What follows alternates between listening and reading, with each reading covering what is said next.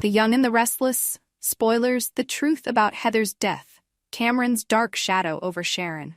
In the dead of night, while the town of Genoa City remained unaware, a sinister plot was unfolding.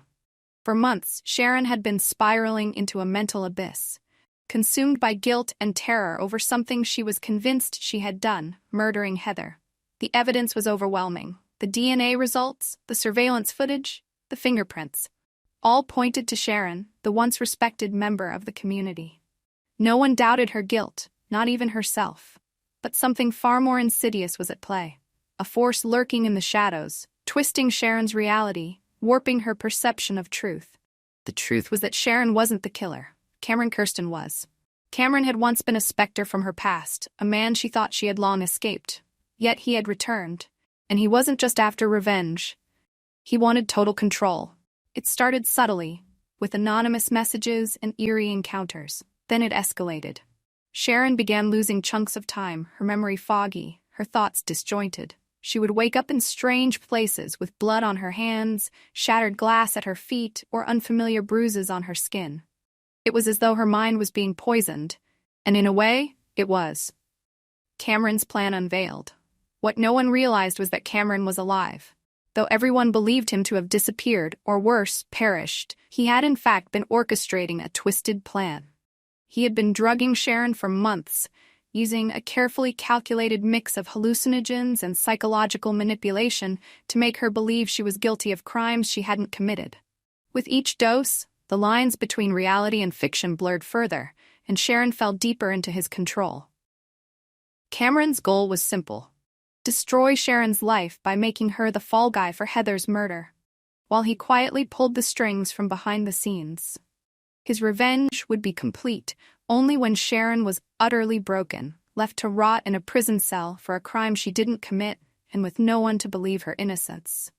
Heather, an innocent bystander, had become collateral damage in Cameron's sinister game. On the night of her murder, Sharon's mind had been so addled with drugs that she couldn't remember a single thing.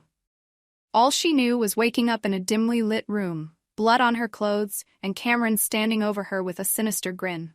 He had been there, guiding her every move, whispering in her ear as he had since his return. He told her what to do, how to dispose of the body, all the while making her believe it was her choice, her actions.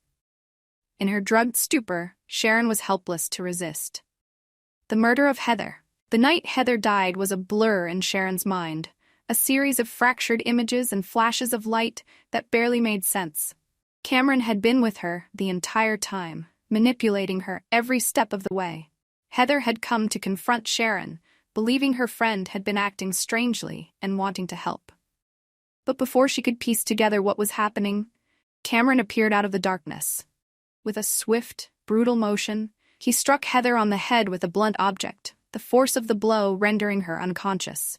Sharon had watched, frozen in terror, as Cameron calmly wiped the blood from his hands and turned toward her with that same eerie smile.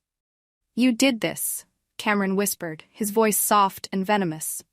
"You killed her, Sharon. There's no going back now." Sharon, disoriented and afraid, could barely comprehend what was happening. Cameron moved with an eerie calmness, dragging Heather's lifeless body down the stairs, ordering Sharon to help. She tried to resist, but Cameron's control over her mind was too strong. She found herself following his instructions, her body moving like a puppet as she helped him clean up the scene, removing any trace of his involvement. Together, they placed Heather's body in the trunk of Sharon's car, her hands trembling as they drove toward the river. It was Cameron who suggested dumping the body, and Sharon, too terrified and confused to think clearly, obeyed. They pushed Heather's corpse into the dark, murky water, watching as it disappeared into the depths. But Sharon could never have done this alone.